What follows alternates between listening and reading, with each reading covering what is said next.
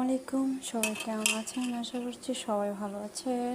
তো আজকে আমি রান্না করব হচ্ছে খাসির এটা রান্না করব।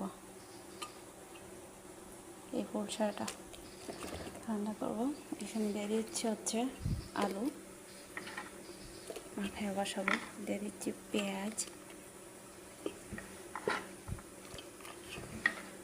দিয়ে দিচ্ছি রসুন কুচি। আমি বাটা ইউজ করব না, সব কুচি করে নিয়েছি। আর হচ্ছে হলুদের গুঁড়া।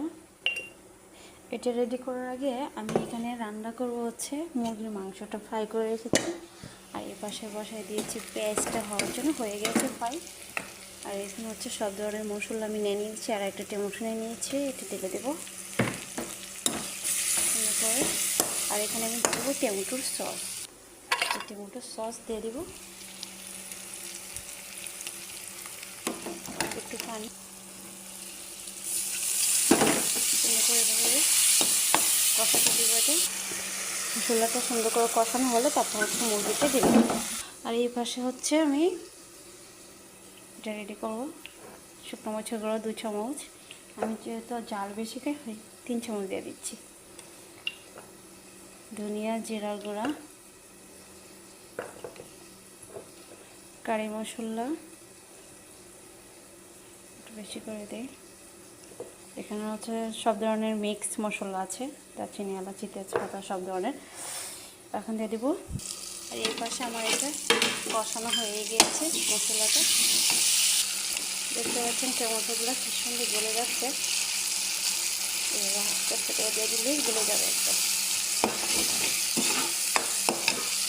দিয়ে দেবো ভাজা মুরগি,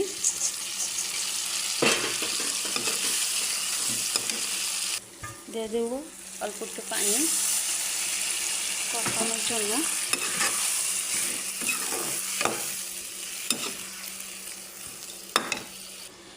আর এখানে তেল দিচ্ছি পরিমাণ মতন তেলটা দিয়ে সুন্দর করে মেখে দিব।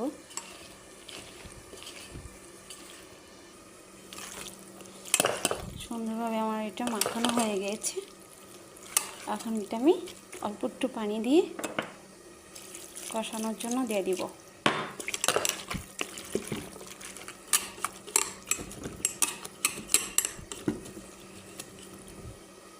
এই পাশে বসিয়ে দিয়েছি কষানোর জন্য।